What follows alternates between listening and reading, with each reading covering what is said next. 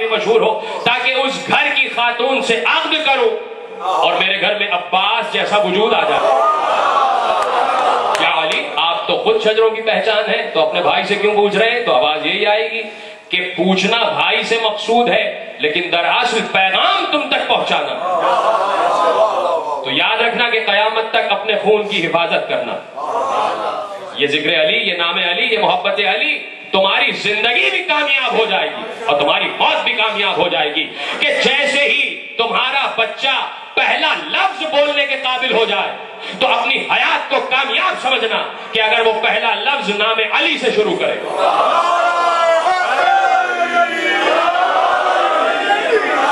کہہ چکا میرے عزیزوں کہ نام علی عبادت کی علامت ہے۔ نام علی کو اللہ نے عبادت بنا دیا ہے، اور یہ اللہ کا رکھا ہوا نظام ہے، یہ کوئی ہم نے نہیں بنایا، یہ اللہ کا رکھا ہوا نظام ہے۔ اللہ نے کہا ہے، پیغمبر کے ذریعے سے امت کو پہنچا دیا کہ دیکھو ہم نے علی کے نام کو بھی عبادت بنا دیا، ہم نے علی کے چہرے کو دیکھنا بھی عبادت بنا دیا، ہم نے علی کی محبت کو دل میں رکھنا بھی عبادت بنا دیا۔ تو اب عبادت کے تصورات پھیلتے چلے جا رہے ہیں دنیا میں، یہ بھی عبادت، وہ بھی عبادت، یہ بھی عبادت، وہ بھی عبادت، ایک طویل فہرست ہے جو عبادتوں کی بنائی چلی جا رہی ہے اور بنتی چلی جائے گی۔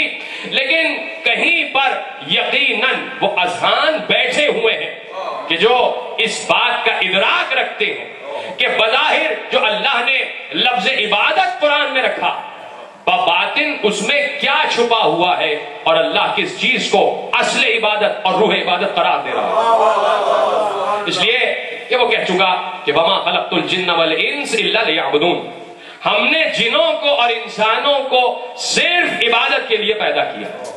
لوگوں نے کہا بھائی عبادت کی مختلف شکلیں ہیں، کہ دیکھیے نماز پڑھنا عبادت ہے، روزہ رکھنا عبادت ہے، جہاد کرنا عبادت ہے، زکوٰۃ دینا عبادت ہے، خمس دینا عبادت ہے، یہ عبادتوں کی فہرست ہے یقیناً۔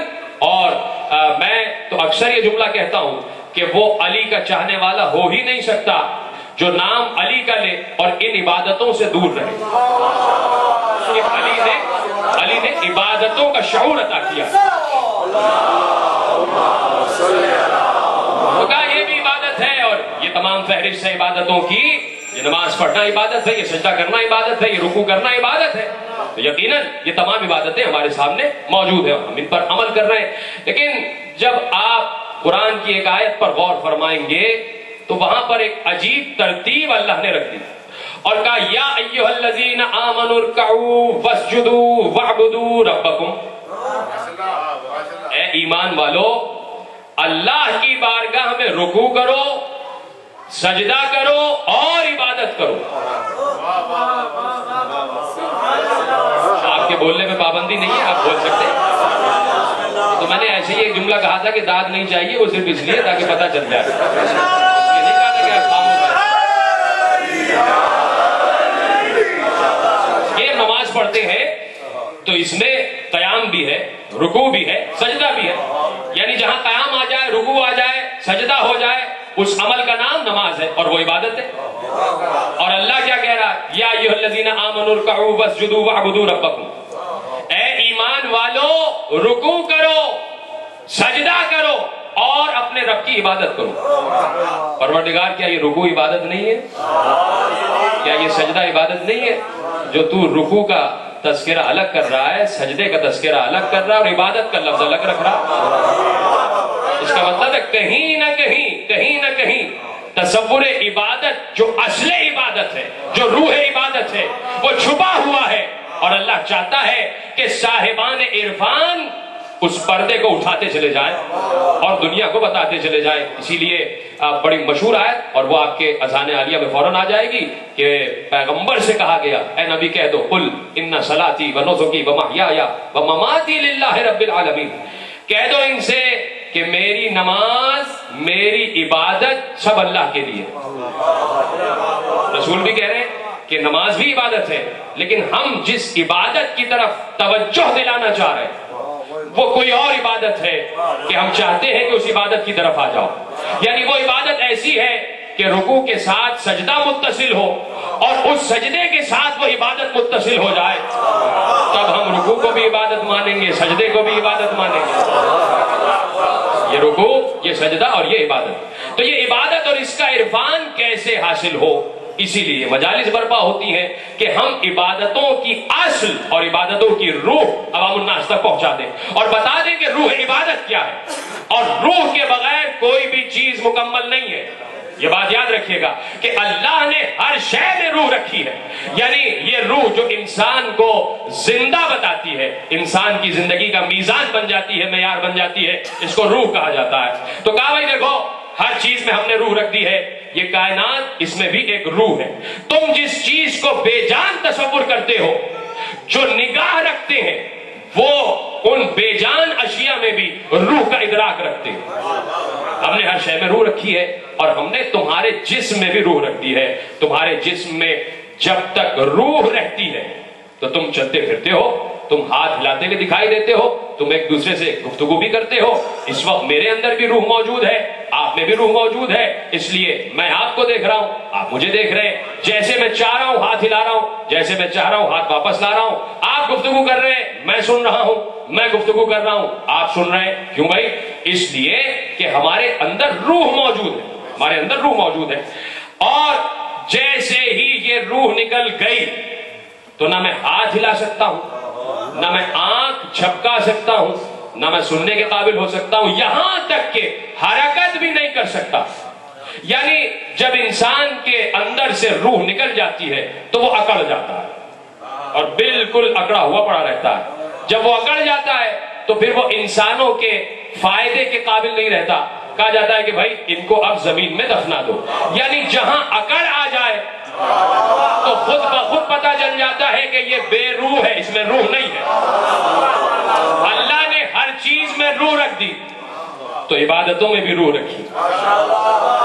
اور سورہ غافر میں ارشاد فرما دیا ان الذین یستکبرون عن عبادتی سیدخلون جہنم داخرین۔ خبردار، وہ لوگ جو ہماری عبادتوں پر غرور کرتے ہیں، جو ہماری عبادتوں پر اکڑتے ہیں، ہم انہیں جہنم میں پھینک دیں گے۔ یستکبرون عن عبادتی، جو میری عبادت کرنے کے بعد غرور کرتے ہیں، ہم انہیں جہنم میں ڈال دیں گے۔ تو یہ غرور جو ہے، اس کو تکبر کے لفظ سے، یستکبرون، تکبر کے لفظ سے قرآن نے ڈیفائن کیا۔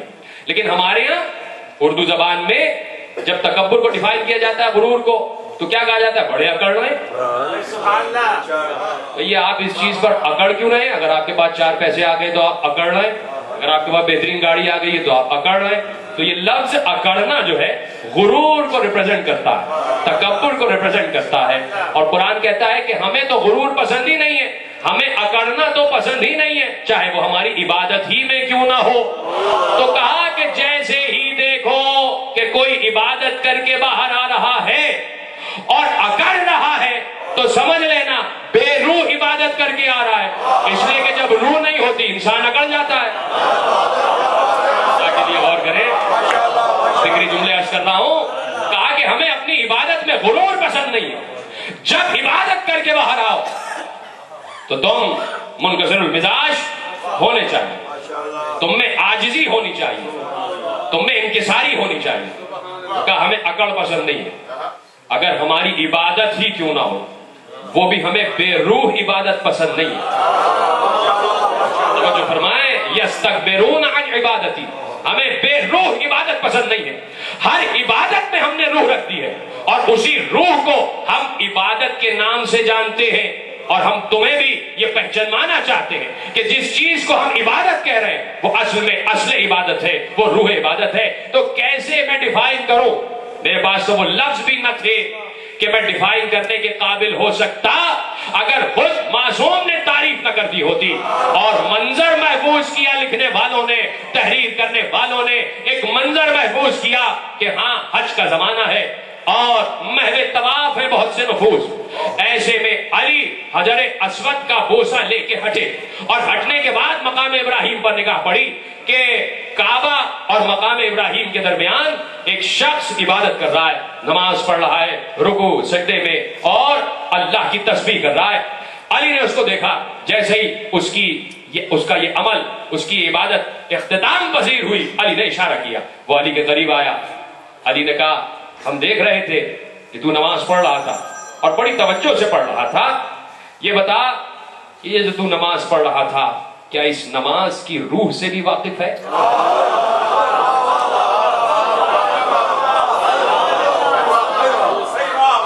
نماز کے کیا باطن سے بھی واقف ہے؟ کیا اس کی روح سے بھی واقف ہے؟ اس نے ہاتھ جوڑ لی.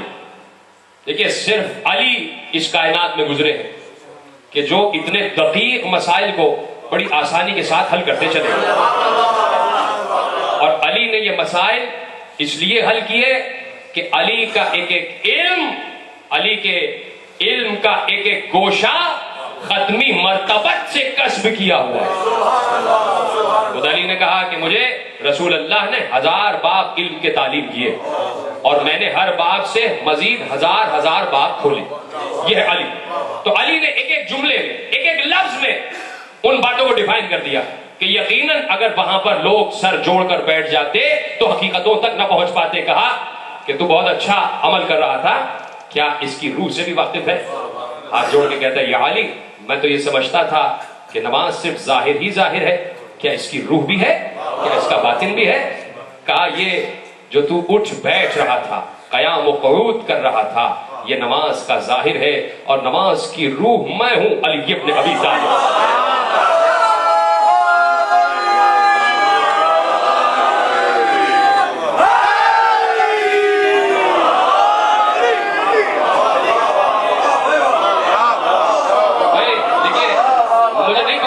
کیسے چھڑ گئے؟ کیونکہ یقیناً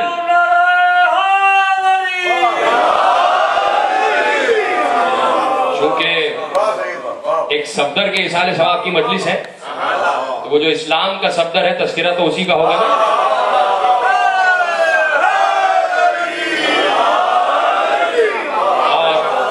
میرا ایجنڈا کچھ اور تھا تقریر کا، ڈاکٹر صاحب سے بھی گفتگو ہوئی، ڈاکٹر عامر سے کچھ دیر پہلے، تو میرا ایجنڈا کچھ اور تھا، موضوع کچھ اور تھا، لیکن ممبر پہ آتے ہی کہیں سے کچھ اشارہ ہوا. یقیناً لوگ روحانیت کو سمجھ جائیں تو یہ معاملات بھی بڑی جلدی سے حل ہو جائے گا. تو یقیناً وہاں سے کوئی اشارہ ہوا ہے تو میں آپ کے اذان عالیہ کی خدمت میں جملے محفوظ کراتا ہوا آگے بڑھ جاؤں. کہا میں ہوں روح عبادت، یعنی جب تک تصور ہمارا نہ آ جائے تم نماز میں خضوع و خشوع قائم نہیں کر سکتے. اس لیے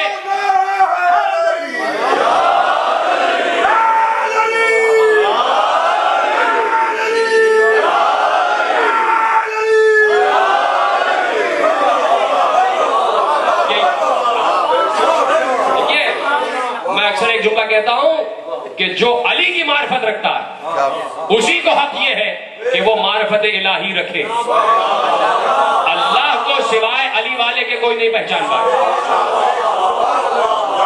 اور اللہ کو پہچانوایا ہی رسول علی نے ہے.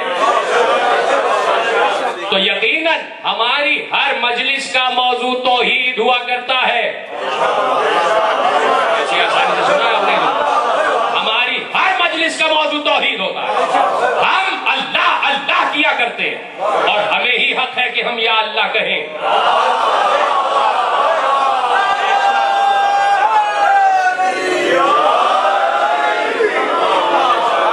صرف ہم ہیں کہ جنہیں حق ہے کہ یا اللہ مدد کہے. صرف علی والے کو یہ حق حاصل ہے کہ وہ اللہ سے مدد مانگے.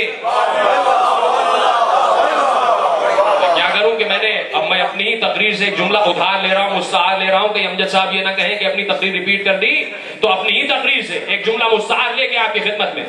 دیکھیے میں نے عرض کیا تھا کسی مقام پر کہ دنیا میں بہت نعرے لگ رہے ہیں اور مجھے وقت معلوم ہے مغرب کا، میں اس سے پہلے ممبر چھوڑ دوں گا، لیکن جب تک نماز کا وقت ہوگا ہم روح نماز پہ گفتگو کرتے ہوئے آگے بڑھ جائیں